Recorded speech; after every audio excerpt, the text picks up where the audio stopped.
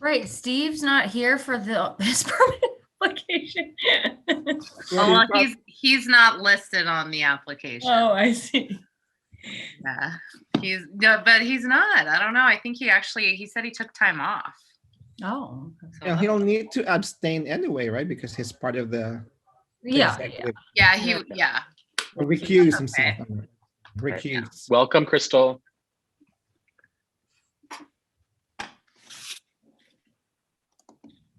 Hey there. Hi, Crystal. Hi. Hi. Hi, Crystal. Hi. Sorry, I'm gonna turn that off for a sec. Gotta get this screen going.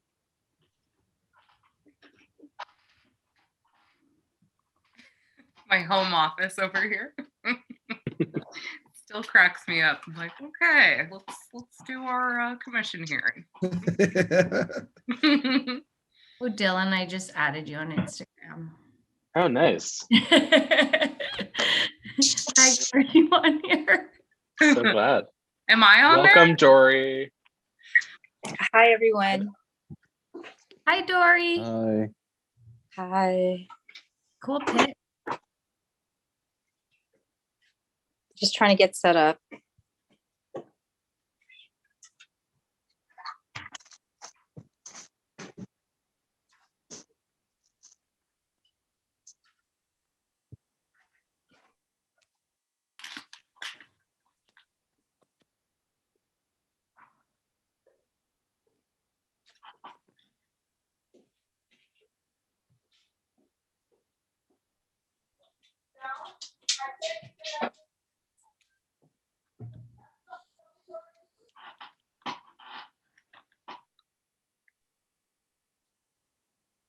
All right, can you guys hear me okay? Yes. Did you hear all that ambient noise in the house? All right, President Blyman is coming in.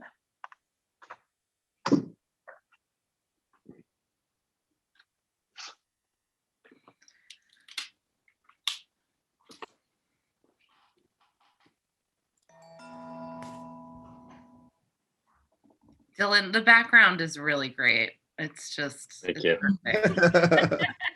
Quite stellar, yeah. It calms me down. It's really nice. It's calming me down, actually. So Good. Thank you. If I start floating, like,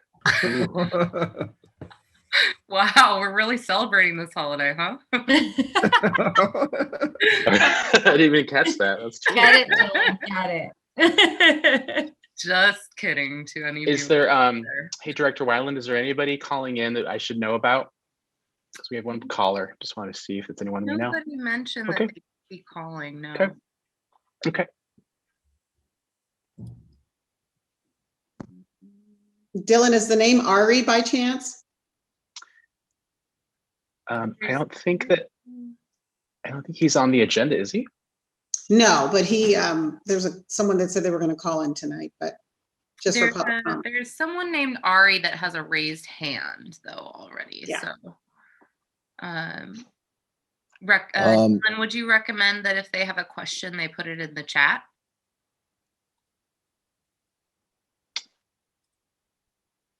Yeah. Let me. I Just can message noting that- everyone and say. Yeah. If it's something on the agenda, then they should not ask this question on right the now. agenda. Please wait for the public comment portion.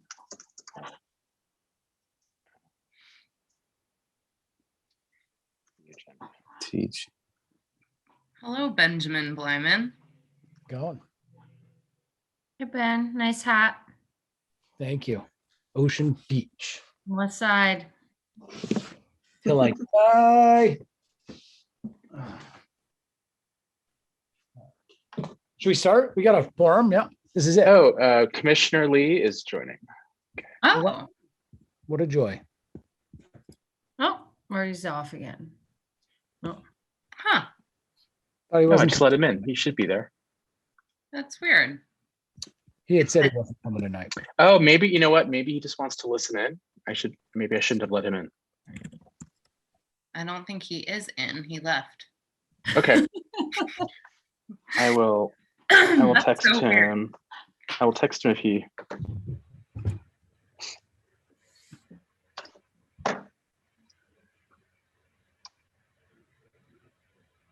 Okay. Ari, if you're listening, you can speak when we get the meeting started. We have a whole item at the beginning around public comment. All right, should we do it? Yes. Oh, can I ask a question? Do we have the electronic binder link available? I don't think I received it for this week. I just have the attachment via email. Huh.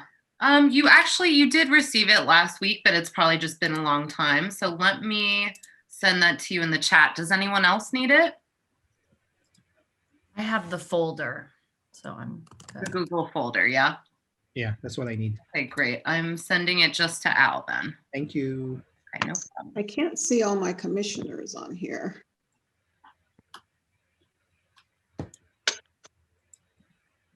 Okay, we ready to go? Let's do it. Right. All right. Hello and welcome to Tuesday, April 20th. That's 420 for those of you who don't know. 2021 virtual meeting of the San Francisco Entertainment Commission. My name is Ben Blyman and I'm the commission's president. During the COVID-19 health emergency and to protect Entertainment Commission members, city employees, and the public, the City Hall meeting rooms are closed. However, members and employees will be participating in the meeting remotely. This precaution is taken pursuant to various state, local, and federal orders, declarations, and directive. Commission members and employees will attend the meeting through video conference and participate in this meeting to the same extent as if they were physically present. Public comment will be available on each item on this agenda. Both Channel 26 and SFGovTV are streaming the number across the screen. Each speaker will be allowed 2 minutes to speak. Opportunities to speak during the public comment period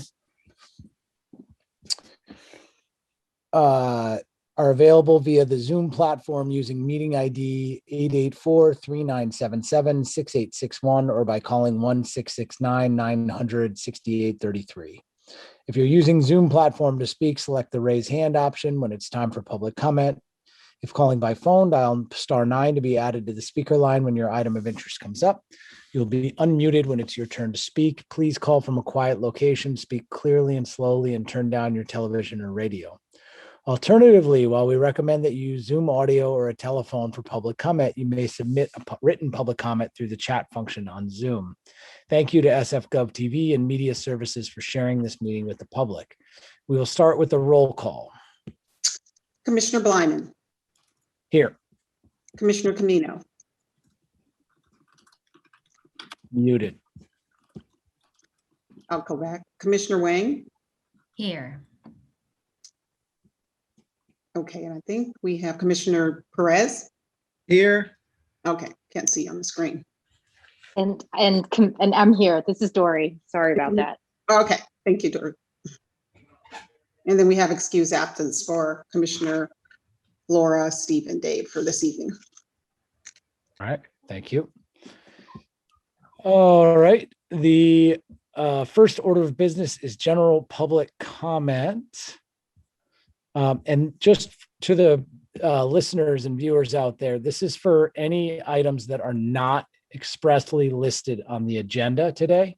So if you do have a public comment for something that's agendized, we just appreciate that you held it until the agenda item. But if it's for something that's not on the agenda, now is your chance. And I know that we had a question, I believe, from Ari Zahav.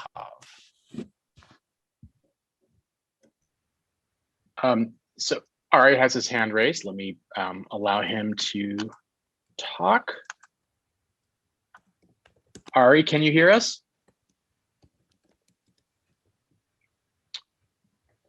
Let me try it again. Ari, can you hear us? Yep. Can you hear me? Great, you have 2 minutes. Okay, great. Thanks.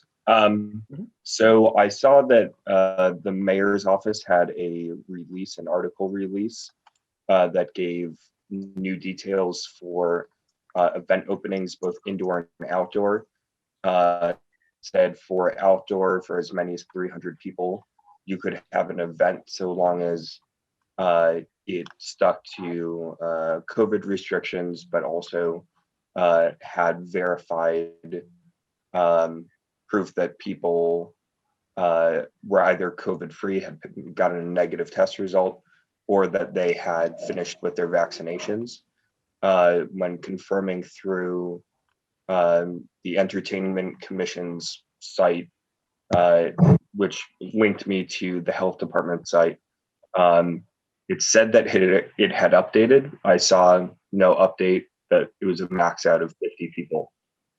Thanks for having me. I just wanted to check what the story was on that. I checked with 311, and yeah, I would appreciate something on your end, and also just important that you guys know. Thanks. Thanks for that. And so just so we know, public comment is not a dialogue, so we do not answer questions here. But Ari, I don't want you to feel dismayed. Our staff is ready, and I can see them chomping at the bit on the screen. So I just would encourage you to reach out to them directly. And if you want to either direct message, maybe Maggie or one of the staff can direct message you and just connect to emails, and we can help answer that question at a later time. So I'm going to move on with the agenda here. All right. Is there any more public comment? Analyst Rice, Senior. I am checking. Thank you. I am checking, and there are no hands raised, and there are no comments in the chat. Thank you. So we're going to close public comment and we'll move on to item number 2, which is approval of the meeting minutes for April 6th, 2021. Do we have a motion to approve the minutes? I move to approve. Second. Who seconded? I'm sorry. I'm seconded. Al Perez. Is there any public comment on our minutes? I'm checking, and there are no hands raised, and there are no comments in the chat. Okay, then we can have a vote. Commissioner Wang, Aye. Commissioner Camino, Aye. Commissioner Perez, Aye. Commissioner Blyman. Aye. All right, the minutes have been approved. Congratulations, minutes. The next agenda item is number 3, which is a report from Executive Director Wyland. Hello, everyone. Good evening, commissioners. So if you take a look at the agenda, I just wanted to give some brief updates. As you heard at public comment, and as you've seen in the communications that we've been sending out, that Dylan has been putting together. We had an update to the health order this past week on April 15th, and it's essentially an enhanced or revised version of the orange tier. And a lot of the updates that happened this past week were favorable for entertainment and nightlife offerings. And so we announced new guidance for indoor seated events with in-person audiences. And so we get into a lot of those changes, not only in our recent newsletter, but our website is updated and it links to the current health order. So we will definitely look into that potential discrepancy that was called out during public comment.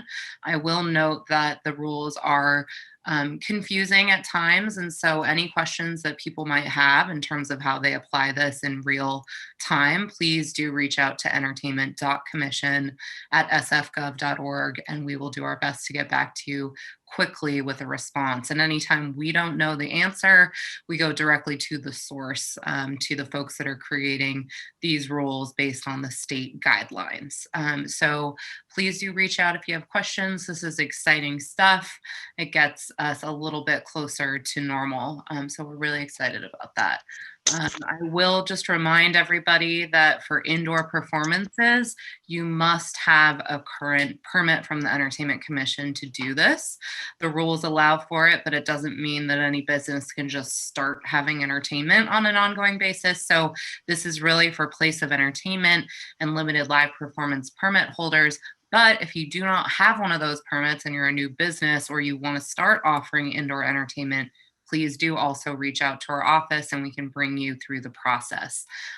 So that is the update on the health order.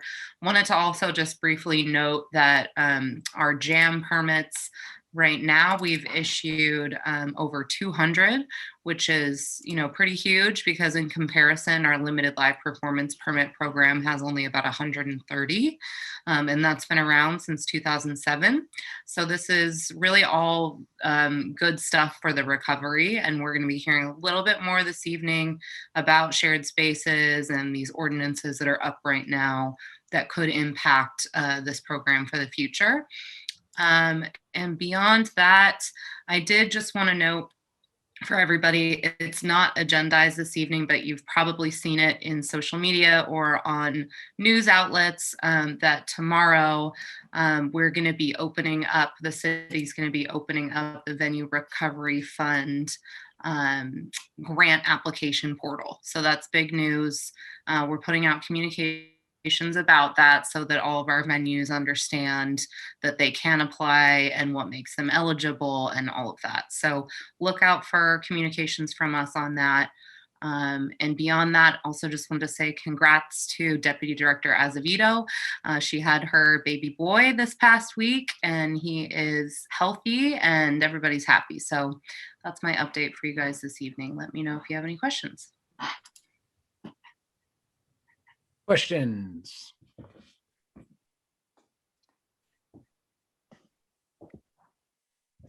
All right, I'm not seeing any. I don't have any. Is there any public comment on this agenda item?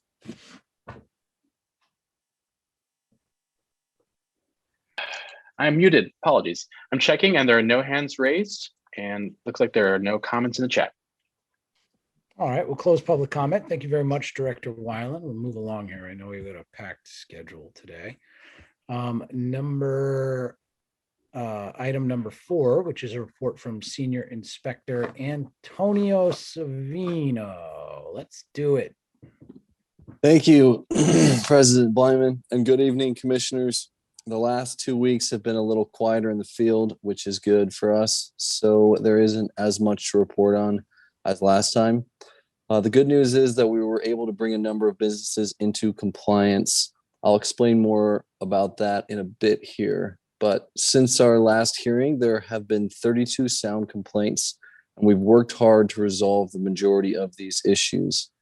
I have the enforcement report here that we've shared with all of you, and I'm going to run through some of the businesses highlighted in yellow. There are just 4 cases here to talk about, so I'll keep this short, and then please let me know if you have any questions at the end. Also, to help you follow along, these new cases will be covering start on April 12th. The first business I want to talk about is Northern Ducks on Market in the Twitter building. This is a relatively new establishment, and they have been approved for a jam permit. Inspector Fiorentino visited last weekend and found they were hosting entertainment in the form of a DJ inside, with patrons eating and drinking. After talking to the manager, the inspector realized the business does not hold a POE permit for indoor entertainment, but happy to report that the business is doing their intake meeting with Director Weiland tomorrow for a place of entertainment permit. The next business I want to talk about is Cafe Envy. We have visited this business on multiple occasions prior to the CERT D scale, as we were responding to both health order violations as well as sound complaints. Unfortunately, the business has some neighbors who feel the noise has become an issue and they continue to make complaints. To best mitigate these future complaints and try to put the business in the best position for success, I was able to work with the owner as well as another city employee from the OEWD to review the approved sound limits and show them how to test the sound. Since then, we have not received any noise complaints, and I'm in contact with the owner to provide any ongoing help and guidance as necessary. The next business to speak about is Mutiny Radio. This business was actually the second business to apply for a jam permit when the application opened last September. But at the time, they did not have a shared spaces permit. This past weekend, the business received 2 sound complaints, and when Inspector Fiorentino arrived to investigate, he found they were hosting comedy outside. The inspector then spoke with the manager about the complaints, and she shut down the performance right away. Very happy to report that due to great education from the inspector, the owner submitted a new jam application the following day, and it is currently being processed. The last business I have flagged for you is Cultivate Labs, also known as Kapwa Gardens, located on Mission Street in the Soma District. This is a new activation focused around engaging and supporting the local community by hosting numerous events such as variety shows and selling food and drinks as well. There's even an old 1970s bus painted with beautiful flowers and parked right in the middle of the lot, coupled with the colorful painted bricks on the building, all painted by volunteers. This business really brings some great energy to the neighborhood. Anyways, since opening a few weeks ago, they've now received 4 sound complaints. I was able to visit and educate the permit holder on how to reduce their sound levels to mitigate complaints. And we've agreed that if complaints continue to come in, then I'll return to conduct an official sound test. I do believe this business is trying their best and they really want to be in compliance. As they've explained to me, they hope to be there for at least the next 5 years, which is great news for our city's recovery efforts. That is it for now. Please let me know if you have any questions.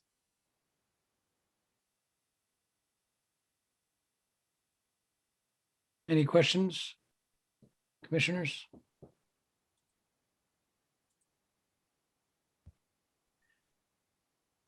Yeah, I don't have any either. Those are pretty straightforward as far as I'm concerned. Is there any public comment on this agenda item? None right now. I think I should just share the screen again just for a little bit, just as a courtesy. Make sure people know if they want to comment. This is how they do it.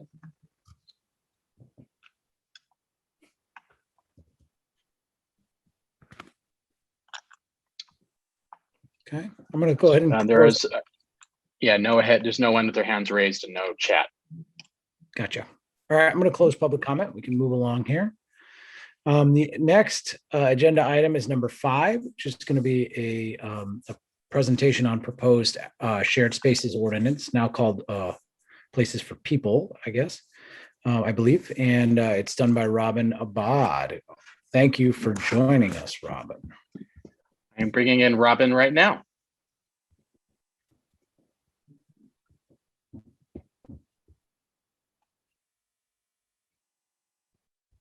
There he is.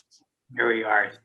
Thank you, President Blyman, Commissioners, Director Weiland, Dylan, Crystal, Antonio. Thank you for having me here to report back to the Commission on the status of shared spaces and our efforts to make this a long-term opportunity for San Francisco small businesses through and past the pandemic in support of economic recovery. I'm going to go ahead and start sharing my screen. Did prepare some visuals to help explain the provisions of the legislation that was introduced by Mayor Breed on March 16th. Let's see, let's go full screen. Commissioners, are you able to see the slides full screen? Yeah, okay, thanks for nodding, Dylan. Appreciate that. Great. So tonight's presentation is just organized into 4 big sections. Just a quick snapshot, sort of updating on where shared spaces are today, where the program stands as of now, an overview of the policy goals and legislative actions implementing those policy goals that are in the ordinance on the floor of the Board of Supervisors right now. Some of the thoughts about how that transition is managed between this temporary emergency program into this more codified program. As we know, it's a complex program with a large portfolio, many different jurisdictions involved, not the least of which is the Entertainment Commission, and that process of transition will be handled in a very particular way. And then time for questions and discussions from commissioners and the public. So, where do shared spaces take place? All kinds of places. On the sidewalk, as we know, in the curbside lane or the parking lane, sort of very similar to parklets pre-COVID. On occasion, we will shut down or close entire streets. These are most often kind of weekend closures, Saturdays, Sundays, sometimes Thursdays and Fridays.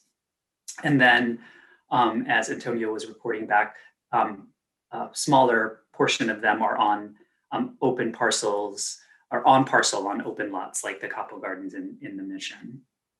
So, as we know, this program was conceived to bring activities that were prohibited indoors during COVID safely out of doors.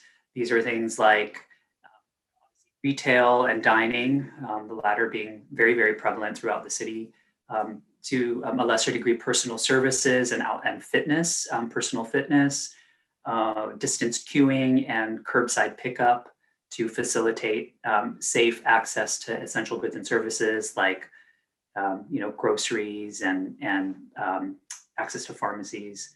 And then, of course, entertainment as accessory to the principal commercial uses when appropriate. Also, just context, this wasn't an idea born out of the city's Economic Recovery Task Force, a multi-sector task force convened by Mayor Breed and then President Yee.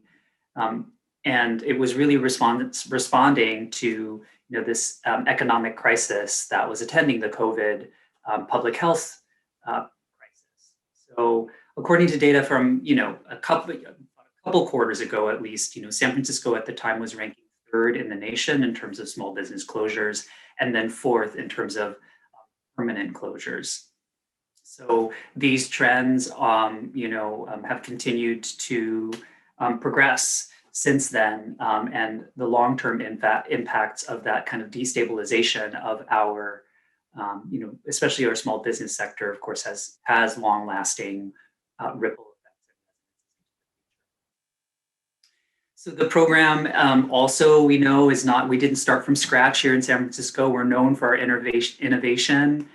We did have a parklet program that kicked off more than 10 years ago. That was a solid basis for adapting into the shared spaces program.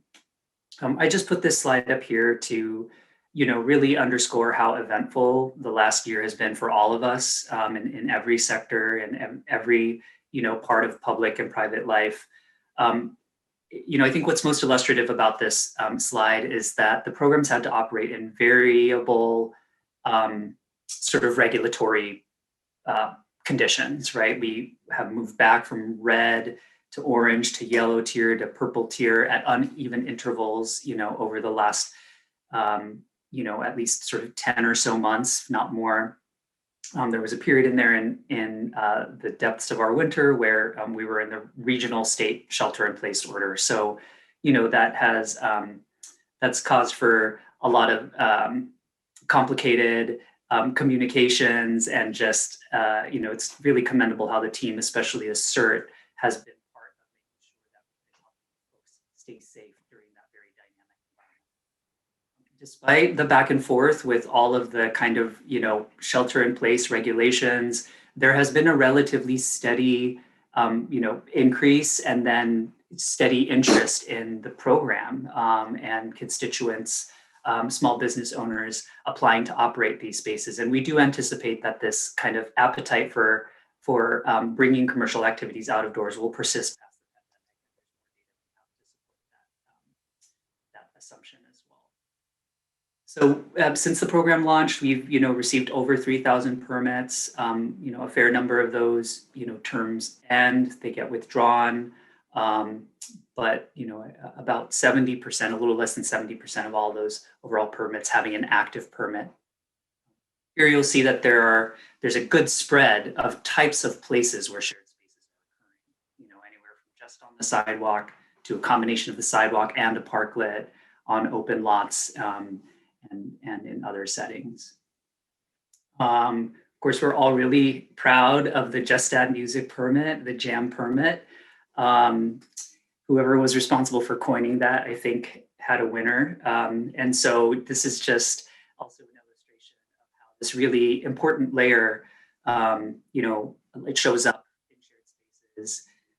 It's been a wonderful addition when appropriate due to, health orders, of course, to have that extra activation available to address not only vibrancy, but social and psychological well-being and all the other things that we were dealing with during COVID. We've begun some preliminary analysis at the city economist's office, trying to understand what the impact to small businesses as individual constituents, as well as the city's tax base as a whole has been. And, as you can imagine, a shared spaces permit does mean that businesses, individual merchants are able to perform better, bring more employees back into the workplace, and then, of course, help stabilize the taxable revenue base. Shared spaces owners are also, or operators, also a very diverse group that are fairly representative of San Francisco's diversity itself. Really, really excited to report that it's actually a little over half of shared spaces operators are women-owned enterprises. Another third of them are immigrant-owned businesses, and then over a third of them identify as minority-owned in some way, shape. So the same group of shared spaces operators that we've queried continually over the last 6 months have told us, according to this survey that we have at Shared Spaces Impact, pardon me, have affirmed that were it not for the Economic Recovery Task Force and all the city departments putting together this program, they wouldn't have been able to open at all. And we've been able to avert permanent closure of many, many businesses. Some of these are legacy businesses that have been serving their neighborhoods for, years, in some cases, decades. And so part of the set of drivers, leading to Mayor Breed's announcement to make the Shared Spaces program permanent, resolutions that your commission has passed, resolutions that the Board of Supervisors have passed, excuse me, have really driven us to this point of developing and introducing legislation to extend this in the future. Folks are seeing this program as essential to their not only continued survival, but thriving after the pandemic. That's the background stuff. Just going to dive into a little bit more of the specifics of what the ordinance actually, what the legislation actually says that it wants to do and how it achieves that. The ordinance is organized around these 9 policy goals, and I'll touch a little bit on each of them in one way or another. We want to make sure that we're not just creating new programs for the sake of creating new programs.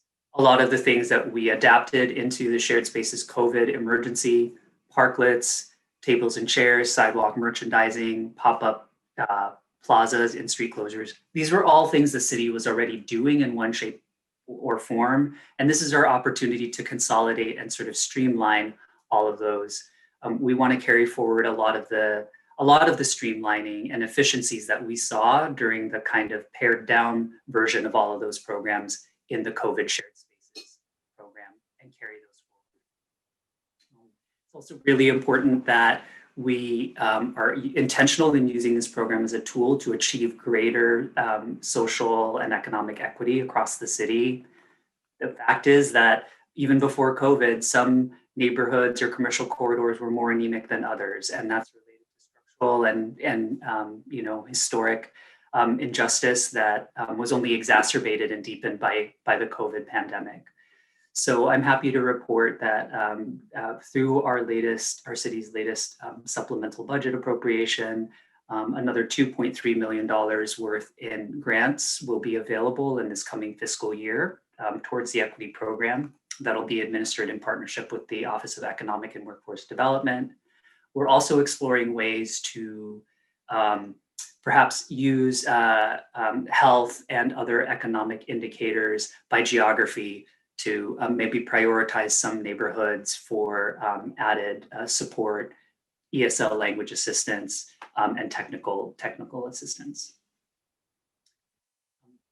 As I mentioned in the kind of preamble, we know that economic recovery is going to be a long process. Different sectors are going to progress and revitalize and stabilize at different rates. So we don't want to impose all of these new kind of provisions and requirements and fees associated with a legislative program right away. We want to sort of phase those in over time. So what the legislation currently proposes are two big ideas. One has to do with coming into sort of compliance and getting a codified permit, and the other has to do with fee assessments. We're giving everyone until the end of the calendar year, the end of December 2021, to fix any issues that they might have in their kind of quick build that they might have done during the COVID pandemic. Over the course of the pandemic, we've learned a lot about what it means to scale a parklet program to 2,000 or more sites. We've gotten more refined and sophisticated about what we know we'll need to ensure emergency responder access to buildings and facilities. So there are some new rules, particularly around design and engineering, that, for example, ensure that fire department and emergency personnel can operate in the street safely, even with shared spaces out on the streets and sidewalks. But folks have to do some work to fix those issues, and we're going to give everyone until the end of the year to amend those in order to qualify for a codified permit. The other big idea that the legislation puts forward is a deferment of permit fees. So right now, shared spaces permits are free. They will continue to be free to apply for through the end of the calendar year, or rather through the end of the fiscal year. The city, as proposed, the city will begin collecting or assessing fees, for shared spaces permits in the new fiscal year, starting in July 2021. But the collection of those fees is deferred until the very, very end of the year, so that we seek to offset as much as possible the kind of liability and distress on merchants when it comes to dealing with expenses. We're also very keen to carry forward the provisions of the JAM permit. This is being handled through this legislative effort and a related legislative effort. The Small Business Recovery Act is making some specific changes to allow for arts, culture, and entertainment activities to be principal use. So in the emergency version of shared spaces, entertainment activities can only be allowed as accessory to dining, right? Accessory to some principal commercial activity. In the future, we want to allow for those activities, those arts, culture, and entertainment activities, to be principal uses in their own right. This is in support of the arts ecosystem that we want to ensure also survives and thrives at the end of this pandemic. There's been a lot of public debate and attention given to the fact that we have, in a wholesale manner, really changed the ways that our streets are used by San Franciscans. And so we're seeing a lot more parklet installations in commercial corridors than we've ever seen before. In a lot of cases, these sites have popped up in places like commercial loading zones, in transit stops where transit service has been temporarily suspended during COVID. As economic activity in our commercial corridors resumes, which is what we want more and more businesses to open back up. We want more and more folks to be able to access those merchants safely in their neighborhoods. Transportation, transit, mobility demands are going to increase. So this means that places like yellow loading zones will probably need to be reinstated in order to allow for safe offloading of commercial goods. Same with transit stops where Muni will be resuming service. So that's really something, a long-term expectation we're really trying to help set for everyone. The streets had to look a certain way during the pandemic because that's the flexibility we needed to engage in to meet the moment. But slowly over time, the kind of ways that the curbside especially is used is going to be rebalanced somewhat. It's important to emphasize too that all of our Transit First and Vision Zero policies and pre-existing goals and directives overlay all of this. part of the, I know a lot of questions that people had about the future of shared spaces also had to do with the kind of the way in which these sites can actually contribute positively to their neighborhoods outside of business hours. You know, during the dinner hour on a Thursday or Friday or Saturday night, these sites are bustling. There's a lot of activity. It's wonderful. It's a great experience and kind of a new experience for San Francisco to have so much outdoor, like such a thriving outdoor dining culture. But outside of those hours of operation, say when, Blyman's Pizzeria, Pizza and Wine Shop isn't operating, there is the opportunity for these sites to give back to their neighborhood. And so for this reason, we are taking inspiration from our pre-COVID parklet program, which were facilities that were always open to the public, irrespective of whether or not you were a patron of the business that sponsored it, and blending some of that with the shared spaces experiment that we've had in the last 10 months. So this means that all shared spaces, all parklets, we're just calling them parklets now, moving forward in the curbside, will need to have some publicly accessible seating facility. So if you are, for example, a grandparent, you're picking your grandchild up from school in the afternoon, you're walking home, you pass a whole bunch of these shared spaces on the way, and grab an ice cream, you can sit down in that shared space. Blyman's Pizzeria doesn't need to be open for there to be some invitation, some gesture back to the neighborhood that, there is a seating facility there. So, this takes the best of what we had with our pre-COVID parklet program and the best of what we've been able to achieve in our shared spaces kind of parklet program, and it organizes those options under a single code section.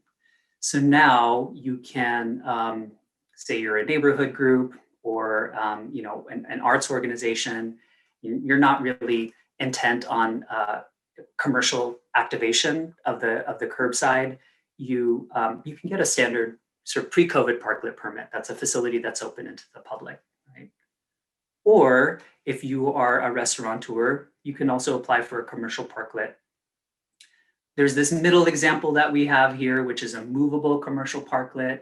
This is something that we've seen throughout the shared spaces kind of program where merchants will make a kind of a lower level investment in activating and popping up in an outdoor space. And we really want to keep encouraging and allowing for this lower barrier kind of option. This is also wonderful because it means that outside of hours of operation, that curbside can be turned over to other essential uses like loading, like short-term parking, and other demands that we have on the curb. So here are some examples of how some of those in and out movable commercial parklets have looked around the city. Just a quick slide showing the differences between those three tiers or typologies of parklets and the expectations, especially around public access for each of those. So again, tier one, the public parklet, open to anyone, don't have to be a patron of the business or dining at that establishment in order to enjoy that space. Conversely, there's option three. Critically, the current fee schedule proposed for these three tiers, obviously sets a fee that's higher for a greater intensity of commercial use. So you'll see here, for example, obviously the tier 3 commercial parklet would cost more to acquire a permit for than a fully public facility on which there is no, exclusive commercial activity taking place. I'm very conscious of time, Dylan. I think I see you winking at me. So very quickly, just I wasn't winking. Carry on. Okay. Well, I want to leave time for questions, and I know I'm not the only person on the agenda, but there is a lot of detail and nuance in this ordinance, so I want to make sure the commission has as much as they can. So just the last 3 points, 7, 8, and 9. We are going to be increasing or following through rather on the good government provisions that were central to the Prop H as well as the Small Business Recovery Act by creating a single one-stop permit intake. So from henceforward, if you were interested in a shared space, you'll go to one place to submit a permit application we're really trying to get away from customary way of city doing transacting business, which is you getting a permit from 5 different departments for 5 different components of your application. So this is going to be a much more efficient, time efficient, cost efficient for an applicant. And we hope also for city departments who will be handling all of the, the coordination on the back end. We'll also be making sure that all the permit applications are turned around within 30 days. Pre-COVID, or rather during COVID, the directive was to get permits out in 3 days. We moving forward will take 30 days. This is, I speak from personal experience as having managed the city's pre-COVID parklet program for a number of years. This is much better than what we normally experience with a parklet, which is sometimes as much as 12 months for a permit approval.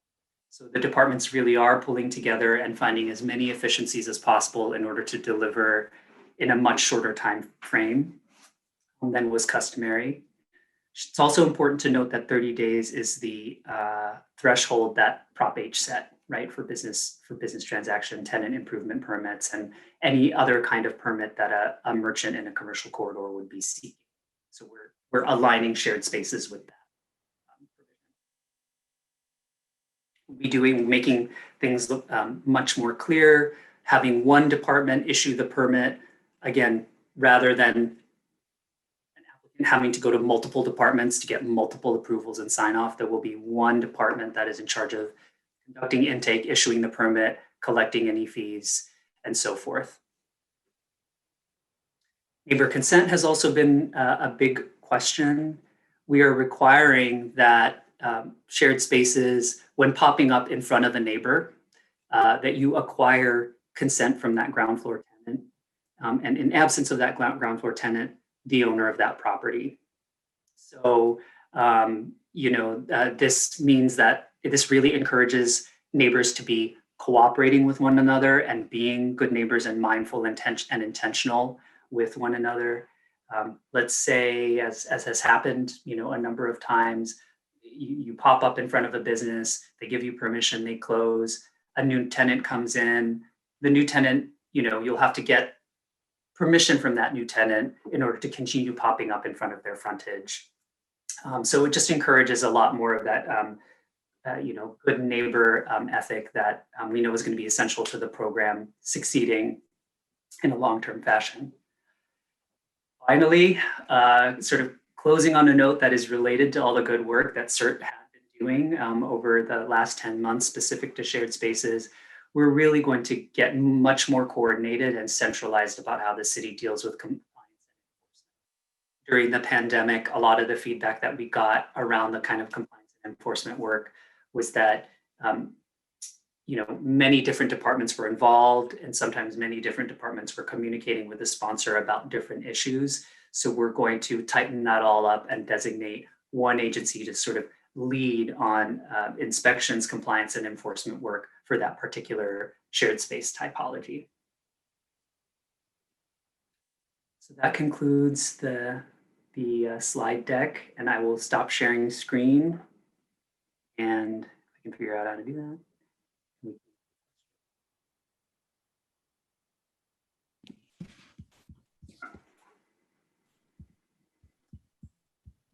All right, we're back here. Gallery. There we go. Did any commissioners have any questions they want to bring up? Any comments or anything? Perez, Commissioner Perez? Yes. Hi, Robin. Thank you so much for your presentation. My question was, you mentioned there will be one agency will be responsible for the intake of the application. Which agency will that be? So it depends, Commissioner, on where you're applying to. So for example, if you're applying for a sidewalk merchandising or a sidewalk tables and chairs permit, that's Public Works. If you're applying to activate in an open part of a parcel, that would be planning. The applicant isn't going to necessarily know. They're just going to one place to submit a form, but on the back end, that information will be directed to the correct department for intake for that particular type of shared space. Okay, and then where do people go to file for this permit? that is in process to be determined. It will likely be a web page on sfgov.org. Our team, along with digital services, is reassessing our kind of digital website kind of configuration. We're sort of reconstructing that in a way, but there will be a landing page, and it will be an electronic intake. Thank you. Good job. Thank you, Commissioner. Other commissioners? Yeah, this is Dory. Hi, Robin. I just want to commend you and the city family for doing an excellent job of, a lot of times people think about government that we're too slow, but this is a situation where there was a problem and we solved it. And, it makes me very proud to be part of the city family, just being able to just witness how we were able to create a solution for our city to support businesses and to help culture thrive. And I do have to say, I really appreciate the anecdotes that you share around humanizing a lot of the different experiences in the data.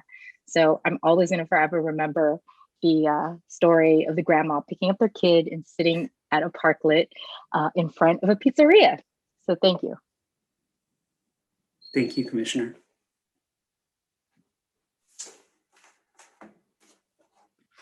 Other commissioner?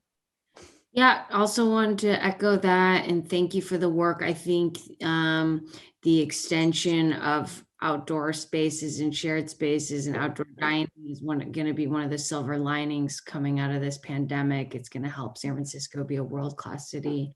And thank you for making sure that equity is a big component of that and giving businesses a better chance to recover. If there's any opportunities where we as a commission can help assist in that effort, I think we're all big supporters of the program. Thank you. Yeah, I don't think you need to hear from me how excited I am over this. I've been out there pounding the pavement on it personally, the opportunity to transform our city, and specifically this commission. We're working with a number of particularly maybe 2,000 new parklets, or which give or take, right?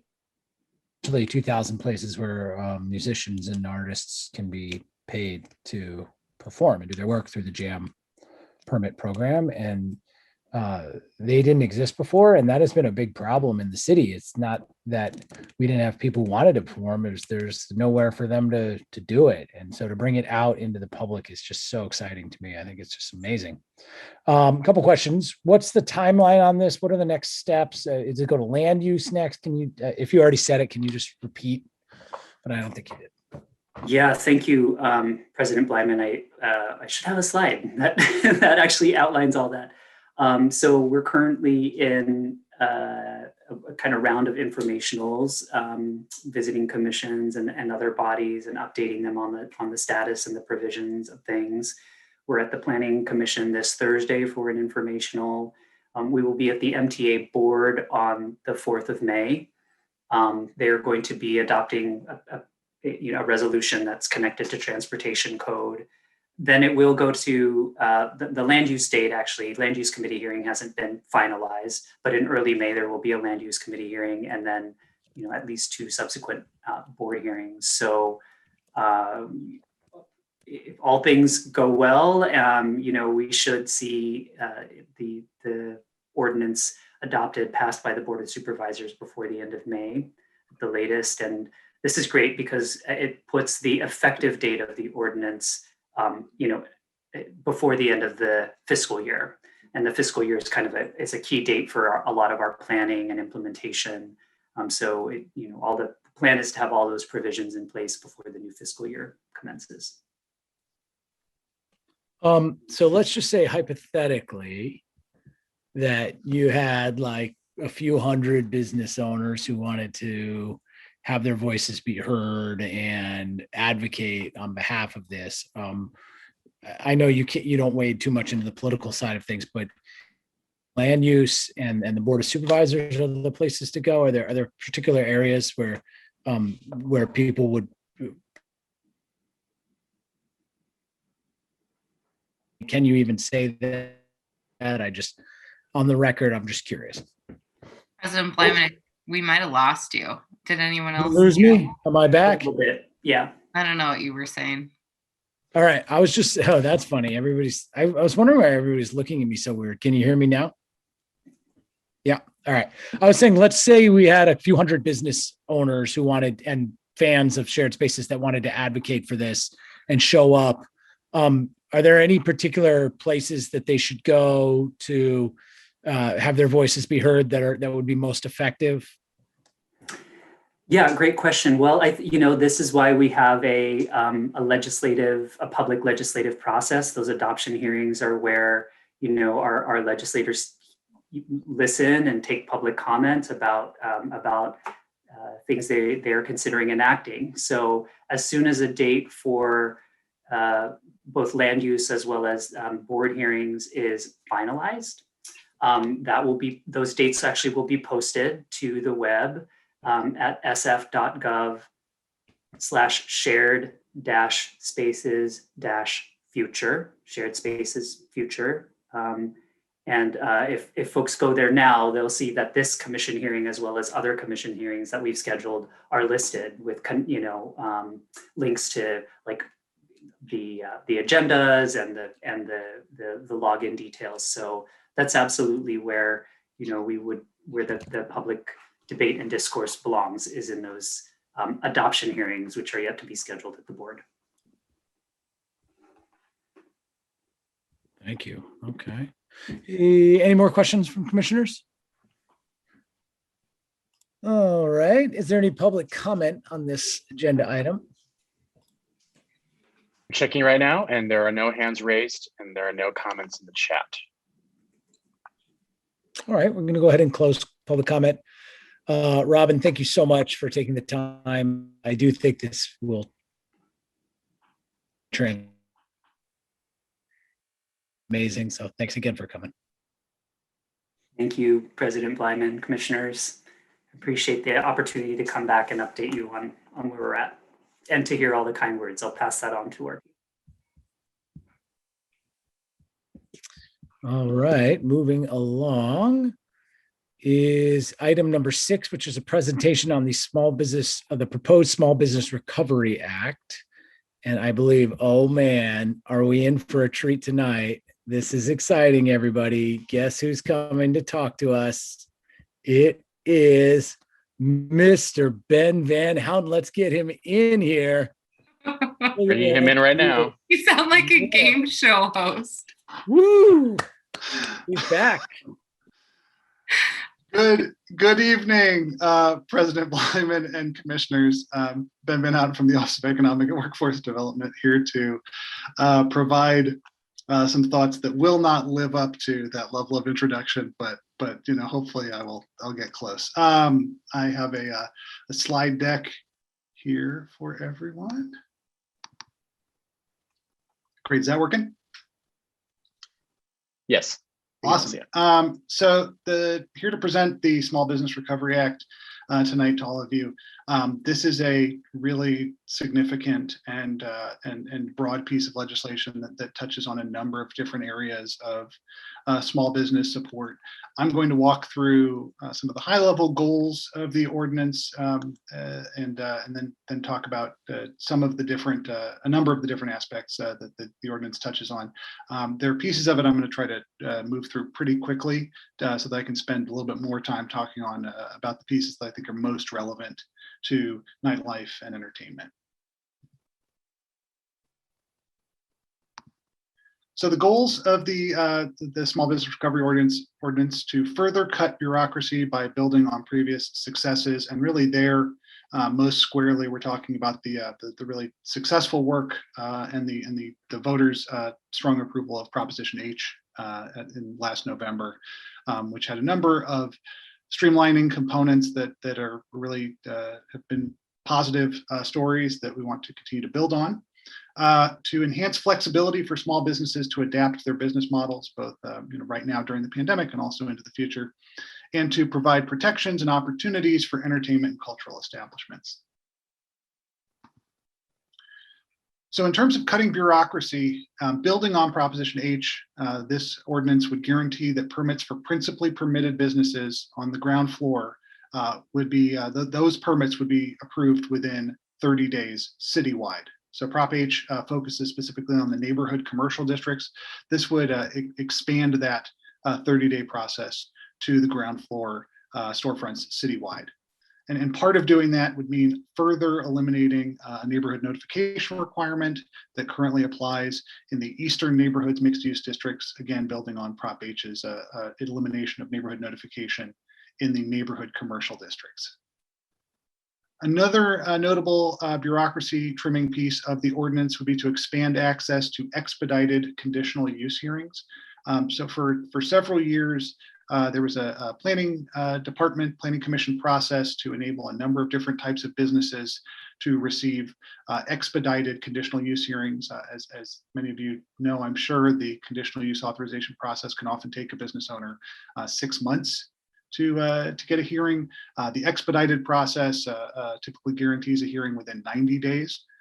That process was a planning commission implemented process for a number of years. It became codified, and this ordinance would propose expanding on that codified, expedited conditional use hearing process. And notably, nighttime entertainment, which is really currently one of the relatively small number of storefront uses that does not currently have access to expedited conditional use hearings. Nighttime entertainment and bars would have access to this 90-day conditional use hearing process, which is really important because oftentimes for small business owners, just the prospect of having to go through the conditional use process is an incredible disincentive, and the idea of having to pay rent for 60 days or 6 months or more just to find out if the project can move forward is really just an incredible barrier facing a number of our small businesses. Other elements cutting bureaucracy in this ordinance, it would eliminate the abandonment clause for non-formula retail uses. So for spaces that might be hard to tenant, that currently there is a 3-year abandonment clause abandoning the prior use that was established for that space. This would eliminate that.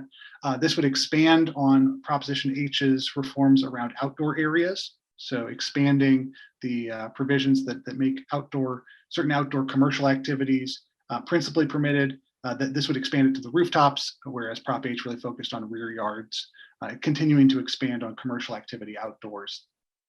It would remove density calculations for restaurants and formula retail, and also simplify a number of planning definitions as well. The ordinance would expand flexibility by allowing for accessory dwelling units to be built in the rear ground floor of commercial spaces, while maintaining 25 feet of depth for the retail storefront. And it would also allow full service restaurants to host accessory catering businesses. So right now, limited restaurants, cafes, bakeries can have accessory catering businesses operating within their storefront. This would expand it to full service restaurants as well. Again, continuing to expand flexibility for our businesses. There are a number of reforms focused on supporting and protecting arts and culture. So I think here's where I'm going to spend most of my time. In terms of limited live performance permits, there are a number of police code reforms proposed in this ordinance to extend the standard permissible hours of LLP permits to 11 p.m. As you all know, the current standard permissible closing time is 10 p.m. on a limited live performance permit, but that can be petitioned to 11 p.m. This would make 11 p.m. The default and not require that petitioning after a year of operation. Additionally, the ordinance proposes removing the requirement for an entertainment permit for a solo unamplified performer where that performance ends by 10 p.m. inside a business.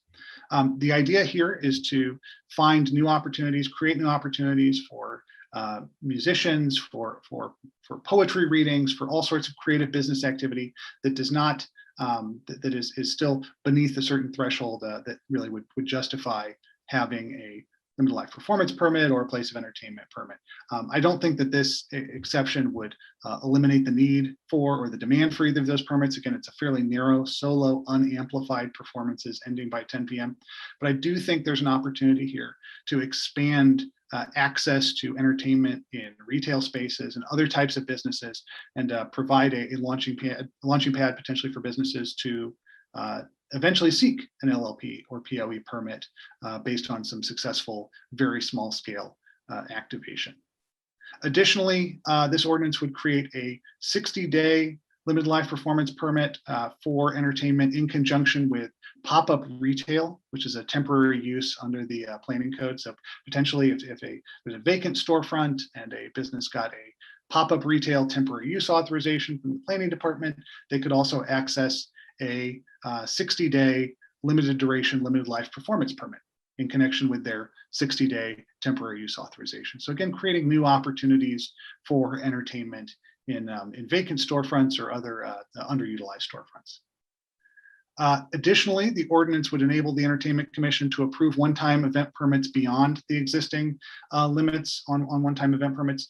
I think we've seen incredible demand for and opportunity for outdoor activities over the past year. And I think that there's real opportunity to have more frequent outdoor activities and more flexible activities that removing the cap on one-time event permits would help facilitate. Additionally, the ordinance would require a conditional use authorization to remove a nighttime entertainment use for the next 3 years. So this is a little different than a lot of the other pieces of this are really about creating new opportunities to incorporate arts and culture into our businesses. This one is really about protecting these venues during a time of incredible uncertainty for these spaces. And this is an item that was identified by our venue advocates as a really important policy piece for them as they navigate these really uncertain waters over the next several years. Additionally, the ordinance would legalize nighttime entertainment uses that have been operating with their required permits for at least 10 years. There have been a number of cases over the last several years in terms of trying to assist new business owners taking over existing entertainment venues, where the history of approvals or the permit history in terms of land use is a little bit unclear. This would provide certainty to longstanding venues and to prospective new operators of longstanding venues to ensure that continuity moving forward, to keep doing entertainment, remove barriers that might stand in the way there. Additionally, as Robin had mentioned, there's a provision creating a new temporary use for outdoor entertainment activities that could last up to 2 years to really, again, provide another tool in the toolbox to support outdoor entertainment. And then finally, the ordinance would remove some duplicative findings that are needed currently in the planning code, where a nighttime entertainment use needs a conditional use authorization to again, try to reduce barriers while still preserving the Planning Commission's ability to condition permits through the CU process. We really want to make it as nimble as possible to support arts and culture moving forward. I just threw a lot of information out there in a relatively short amount of time. Happy to take any questions or discuss any of this further. Questions? Hi, Ben, first of all, this is all music to my ears. For a long time, been a big proponent of cutting our red tape, streamlining the bureaucracy, and love to see a lot of these changes. My question is about the change in terms of not requiring a permit anymore for solo unamplified performers. I love the idea. I'm wondering why it is such a narrow exception, though, especially if we're looking at it from a nuisance or sound context. I don't see how 3 people doing a poetry reading is different from one, or, one person is playing an acoustic guitar and one person is singing unamplified, why that would change the neighborhood impact. Thank you, Commissioner. That's a thank you for the kind words, and I'm glad that this ordinance resonates with you. I think that's a really good question. You know, in terms of trying to find that balance without trying to, while avoiding getting too granular into this specific scenario is okay, this specific scenario is not. I think you know that one artist unamplified was where we had landed, but you're not alone in terms of the feedback that we've heard where others have said, hey, wouldn't it be great to have 2 or 3 people. I think I'd be happy to have more conversations about that piece of it. I think ultimately, honestly, I would really welcome the perspectives of the commission and staff on this, given the the potential impacts that they might have. If there's a way to narrowly tailor something that really gets at what you're talking about, then I think that's really interesting. If there is not, then one might be a good step in the right direction. That for now, that is the sort of best we can do under the sort of the limits of the code. I think if I could just interject, Ben, that was really well thought out. I think that presentation was incredible. Thank you for providing all of the information and doing all of the work. Commissioner Wang, I just wanted to say, in terms of like staff response to that idea, when Ben reached out to me with this specific piece of the legislation, my thinking was that it would be increasingly challenging to try to regulate anything beyond that. And that it would have some unfairness to current limited live performance permit holders who more commonly have, a 2 or 3 person group that are performing and feeling as if, okay, why are they allowed to do this without a permit and without cost? Yet I have to abide by this. And then at the same time too, certain instruments and performances are much louder. So if you're using drums or you're using saxophone or you're using any kind of instrument that could produce more bass frequencies, you're getting into the complaint zone regardless of amplification. So that was sort of my thinking around that one performer could not possibly cause that kind of a problem. And this would help accommodate for like open mics and stuff. Okay. And is the thinking that if we were to instead use like a decibel level or limit it to one instrument versus one performer, that it would just be too difficult in terms of yeah, I mean, that's potential. I mean, maybe it's just that you would then need an agency to regulate that decibel limit, and that doesn't exist outside of us, and that's already problematic for stuff that we don't regulate. And I think the other part of that I flagged for Ben when he had the same initial reaction was just that I'm sorry, I'm like totally lost my train of thought there. It'll come back to me. Sorry. But thank you guys for the very thoughtful approach. And I know this has all gone through a lot of deliberation to make things as streamlined as possible. Yeah. Other questions?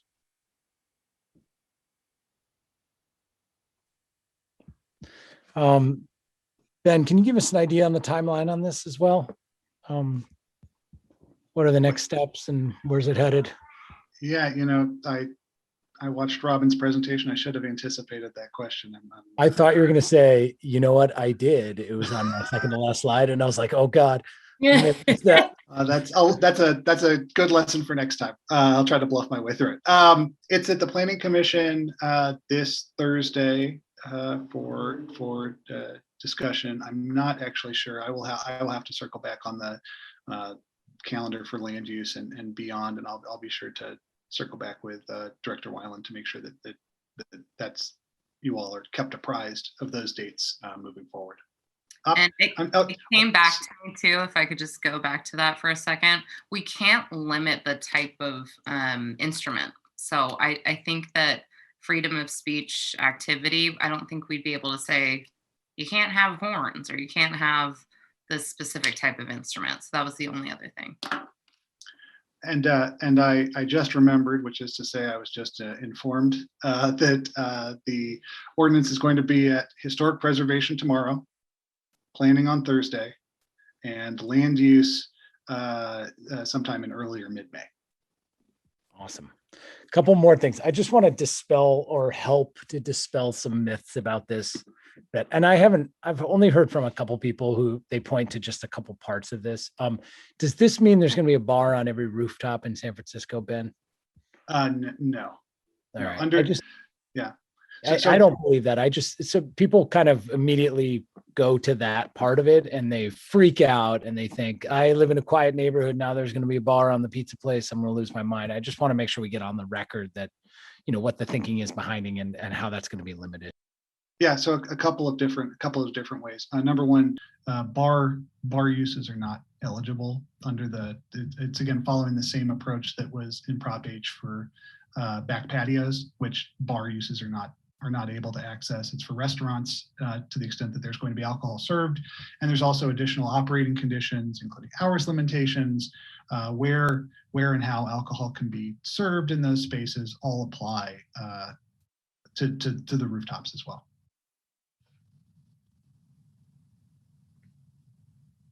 And then the other one is, well, actually, that's the only big one. And then can you just explain the formula retail is not just opening up formula retail all over the city for every place, right? It's very specific for certain areas, right? It's very specific in terms of enabling expedited access to conditional uses for formula retailers that are on the smaller side of formula retail, which is often the San Francisco homegrown formula retail. Got it. Yeah, I always wondered where they got the number 11 from. That always was strange to me. I can't think of a single giant evil company that has like 13 locations, and they're like, got them, They thought they could have put the number around 500 and it would have been okay. But all right. Any other questions from commissioners? Seeing none, can we open it up to public comment? All right, I'm checking right now, and there are no hands raised, and I do not see any chats in the comments. I do have another question. Go for it, please. Is there broad support for this? What does the initial support level for this look like? That is a great question. I think it has been received positively. I know that colleagues of mine have been doing a lot of outreach to stakeholders all over the city to help understand, again, this really is technical stuff, but impactful. So I think, I would love to be able to provide a more informed answer there, but a positive feeling. How about that? Okay. Thank you. Optimistic. That's right. All right. Thank you, Ben. Really appreciate it. This is a wonky piece of legislation, but I just want to point out how this has the ability to truly transform a lot of our entertainment in the city. Between this and shared spaces, there's an incredible amount of changes that are going to very, very positively affect the ability to have live music and performers and just bring art back to the city. So this is it's a lot of little things, but together they are really significant. So I appreciate the efforts, Ben and Maggie and everyone else. Thank you, President Blyman. Thank you all for the opportunity to talk about this tonight, and thank you to our colleagues at the planning department who have done a lot of the work on this ordinance, and to the mayor's office for her leadership on this. All right. And now we will move on. We are at, all right. So now the next item agenda is number 7, which is discussion and possible action to support the proposed Shared Spaces and Small Business Recovery Act legislation. I believe Director Weiland is going to take us through this, but I just wanted to preface things with saying that I am very supportive of us considering and discussing possible action on these agenda items. I think they are extremely significant for the state of entertainment in San Francisco. And I think we may want to consider getting on the record about them now, because they have the ability, because they directly affect our purview and what we do, and it's right in our wheelhouse. So that's my preface. But thank you, Director Weiland, for. Great. Thanks, President Blyman. Actually, thank you to Dylan Rice, who put these together for us. So this is very similar to the letter that you all sent in support of ERTF recommendations, which included shared spaces becoming permanent back in December. So same formula here. What I sent your way that's in the Google folder is a draft letter that you all can send. I'll be sending on behalf of all of you with a vote. If you want to vote on support of these ordinances today, I would list who was in favor on this letter. And then below that, you'll see that it's in reference to the recommendations that we sent your way last week to review. And why, we as staff and review of these ordinances, or how you can support them and why they're in line with our goals as a commission and department, and in line with the Economic Recovery Task Force recommendations. And so they're, really spelled out in here. If there's anything that you want to change, you can do that now. You can make a motion if you feel good about the way that it's written already. So I leave that to you, President Blyman. Yeah, so I read it with a fine-tooth comb, and I think it is really well written. I was very impressed by it, and I think it looks great. And actually, I don't usually do this, but I would like to make the first motion to approve it as is. Seconded. All right, and before we vote, I want to do two things. Does any other commissioners have any comments on this? Okay, and then we will open it up to public comment.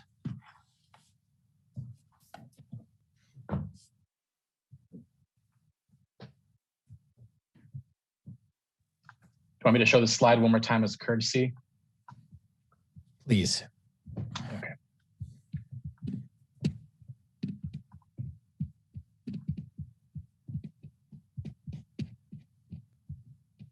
Okay. Stop sharing. I'm checking the queue, and there are no hands raised and no chats in the comments. All right. In that case, we are going to take a vote.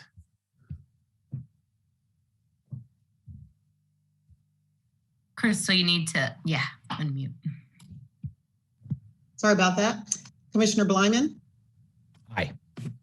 Commissioner Wang, Aye. Commissioner Camino, Aye. Commissioner Perez. Aye. It is so moved. I'm very proud of us for taking this stance. I think these things are really amazing, and a lot of the issues that have been plaguing San Francisco in performance might be mitigated by these items. So thank you, everybody, for humoring me on this and getting us on the record in support. I'm really excited about that. Next agenda item. Oh, we actually have some fun stuff tonight. Number 8 is hearing and possible action regarding applications for permits under the jurisdiction of the Entertainment Commission. What? Amazing.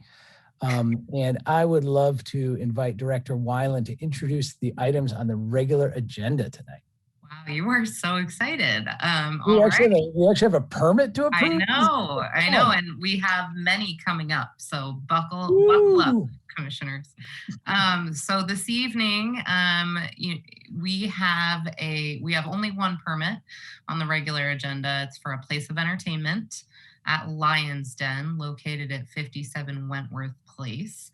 The applicants have done a lot of work to get to this, get to this point this evening, including completing a CU to allow nighttime entertainment at the premises and conducting extensive neighborhood outreach. They have also, I will note, received every single approval that they need to open with this permit as of tomorrow, which is incredible, all of their sign-offs. So they plan to have live entertainment at the venue, including live bands and DJs, as well as the potential for other activities such as fashion shows and comedy acts. The business will be open 7 days a week, with the planned programming to occur Thursdays through Saturdays until 2 a.m. and during Sunday brunch.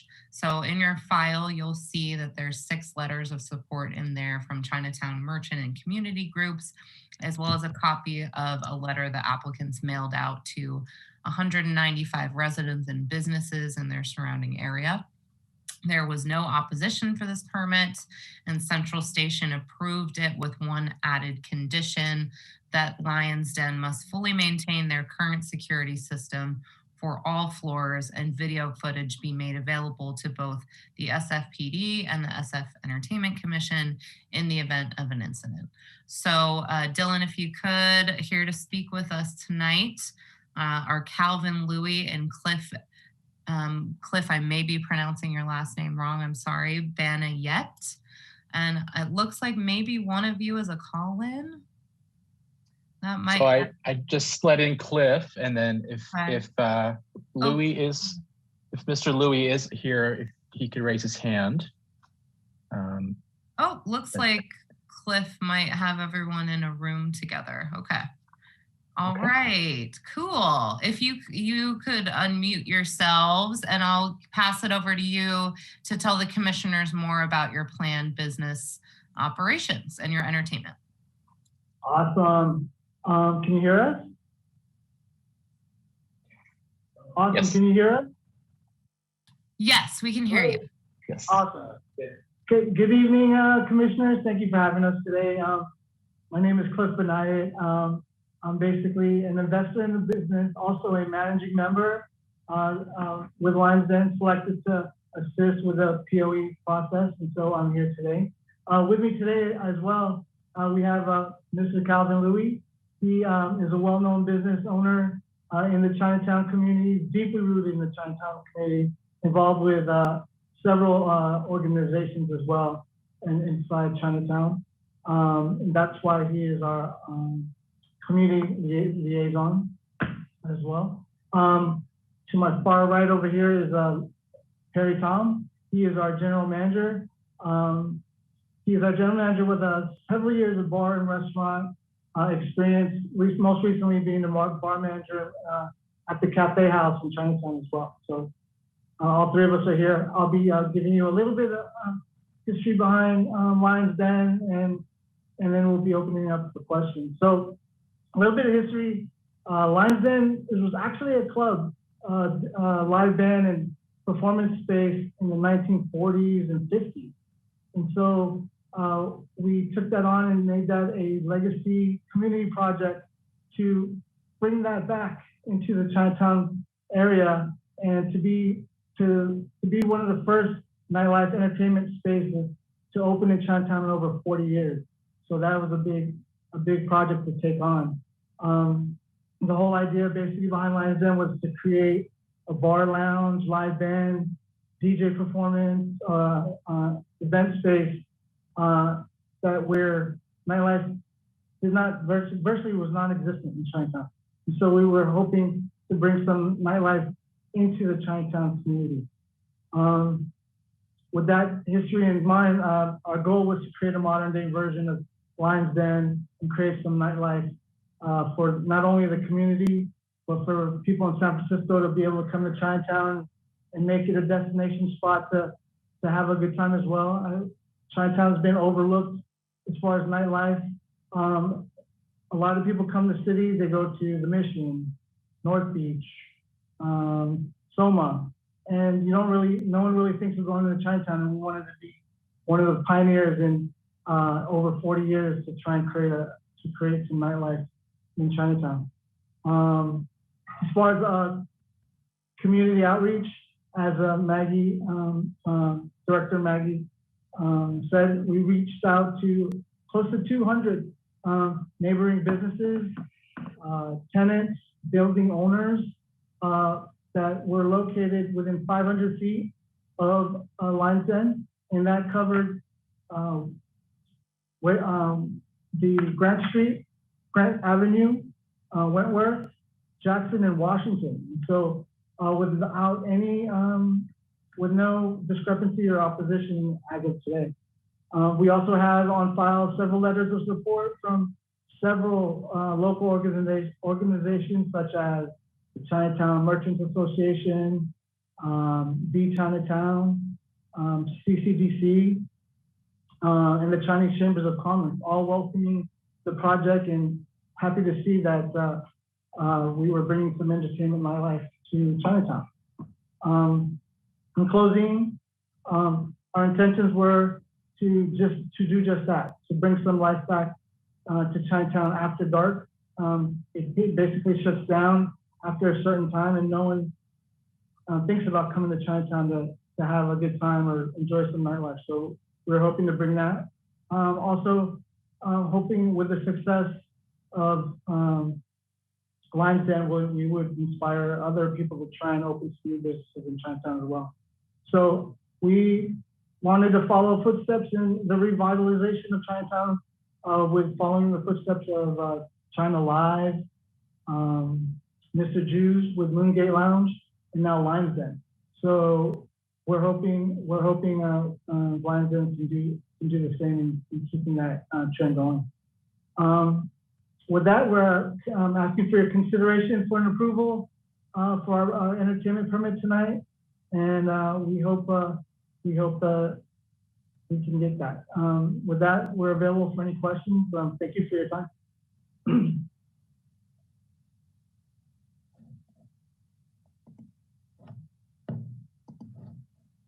All right. Commissioners, questions, comments? Hi, I want to have a comment. Hi, gentlemen. Hi, Mr. Louie. Good to see you. I wanted to thank you all for all the due diligence you did, the extensive community outreach. It's clear that you have a broad swath of support, and given what's been going on with our public health crisis and the impact of small businesses in Chinatown, and then this surge in anti-API violence, it's really inspiring to see a business like this, especially one that's reviving a historic institution in the neighborhood and bringing back visitors and residents to Chinatown as a destination. I think it's much needed, and I'm very happy to support this project. I would love to move to approve this permit.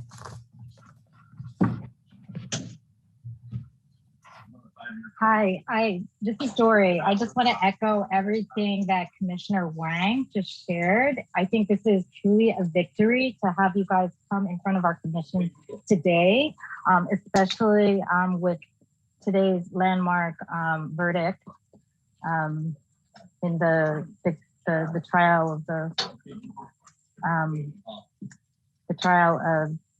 the murder of George Floyd. You know, just thinking about what it means to experience justice, and the fact that you guys are able to just really, truly do innovative economic recovery in Chinatown, making the streets of Chinatown safe for residents and for a lot of returning generations of Asian Americans, and also welcoming tourists back into the neighborhoods. So I am happy to support, and I'd be honored to second the motion. All right. Any other commissioners? Commissioner Perez, do you have any comments? Not at this time. Thank you. All right. Yeah, so I just want to, I can't believe the hoops that you had to jump through in order to open this. You know, I think we should be able to do better as a city for people just trying to bring entertainment to an area that hasn't. But I appreciate that you did it. And having gone through processes not probably as arduous as yours, but I know how frustrating it is and how many steps there are and how much money it costs. And you know, for a place that hasn't had a for an area of the city that's so historic and so important, for it not to be allowed to have entertainment there without having to spend years and spend thousands of dollars just doesn't seem right to me. It doesn't sit right with me. And I hope that we can, as a city, address that going forward. But I really appreciate that you've done that.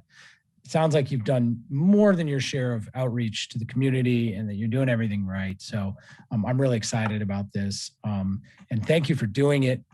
And thank you for bringing performance back to that part of the city. What an amazing place. I think that hopefully the lack of performance there will also mean that there's a pent-up demand for it in that area. And so that's just an amazing thing. So I'm going to open this up to public comment. Okay, President Blyman, I'm checking and there are no hands raised and there are no comments in the chat. Okay, so the motion is seconded, so we can go ahead and have a vote. Commissioner Blyman, Aye. Commissioner Wang, Aye. Commissioner Camino, Aye. Commissioner Perez. Aye. All right, congratulations. You have your permit. You guys are ready. And please follow up with our staff at your earliest convenience, and they'll get with you for next steps, okay? Thank you very much. Thank you guys. Thank you. Thank you for your time. Thank you. Bye. All right. Next agenda item is number 9, which, number 9, which is discussion and possible action to adopt written comments and or recommendations to be submitted by the executive director to the planning department and the Department of Building Inspection regarding noise issues for the proposed residential or hotel motel project per chapter 116 of the Administrative Code. And Senior Inspector Antonio Savino will introduce this RDR project. Thank you, President Blyman. Good evening, commissioners. The proposed project would build a 4-story residential 3-unit townhome building. Representatives of the project sponsor have conducted outreach with the one place of entertainment within 300 feet of the project, Il Parada, as shown in your file. The project sponsor and POE have had some back and forth conversations around plans for mitigating future sound complaints. The owners of Il Parada are in attendance, I believe, and will be making some statements during public comment. An official sound study is yet to be conducted, but the project sponsor is taking all necessary steps for proper sound attenuation that we believe will line up with the pending results. Entertainment Commission staff reviewed the project documents and is recommending the following: approval with standard conditions for Chapter 116 residential projects and the following additional conditions. This project sponsor must send the results from their required sound study to entertainment.commission@sfgov.org and antonio.savino@sfgov.org upon retrieval. Here tonight to present on behalf of the project sponsor and answer any questions you might have is Nick Zafares, project manager. All right, I'm going to let Nick into the conversation.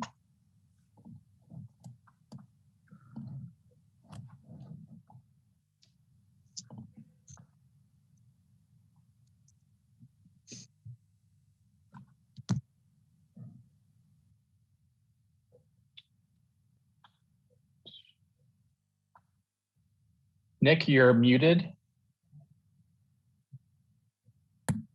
Hi, everybody. Sorry about that. Yes, we're the project sponsor. I am the project manager for the project. As Antonio said, it's a 3-unit building, and I'm very, very experienced in the construction world. I used to be with Lennar, and we built thousands of homes in San Francisco. And we understand what it means to build to a 60 or better STC rating.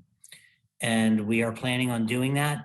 We are very, very concerned and want to be good neighbors with Il Parada. We plan on using all of the typical techniques to get to a 60, and that includes double drywall, resilient channel.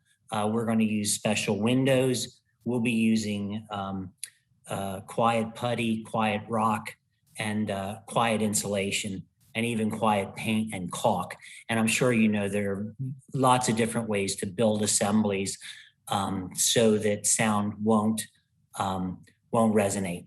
One of the most important things that we did was we put a 1.5 inch space between the two buildings, so the sound won't be able to jump over that. Like I said, we are extreme. We want to be good neighbors, and we want to build a very, very high quality project. We use Charles Salter for many of our projects. We just finished the Golden Gate Park Tennis Center, which is a very well-known big project in Golden Gate. And we worked with Charles Salter, and we worked with many different assemblies to deaden and make sounds disappear in conference rooms and teaching rooms. So there was conference rooms, teaching rooms. So long story short, very, very experienced in the construction business, understand how to deaden sound, and have been doing this for over 40 years. And we care, and we want to make sure that we build a good, quiet building, not only for our residents, but for everybody around us. And we care, and we want to do what you guys want us to do. We will get a sound report, and we will adhere to it. And I am certain that we can build a building that will be that will be righteous in the sound attenuation world. So if any questions, please ask, but that's all.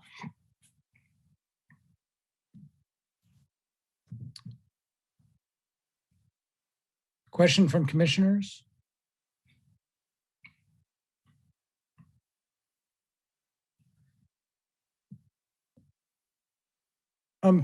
So this is right near Il Parada, is that correct? Yes, sir. I'm not familiar with that place. Usually we have like a diagram that we are able to we're able to see everything on here. So let me just. We did give it to you in your package. Oh, I'm sorry. Yeah, let me pull that up. It's on 16th and Utah. Got it. And the El Parada is right on the corner. And then we're the next lot up from El Parada. El Parada's front door is on 16th Street, where our front door is up over on Utah. Got it. And then can you just remind me how many units there are? 3. 3. And are they going to be rental or condo? We haven't made up our mind just yet, but it could be either. Got it. Okay.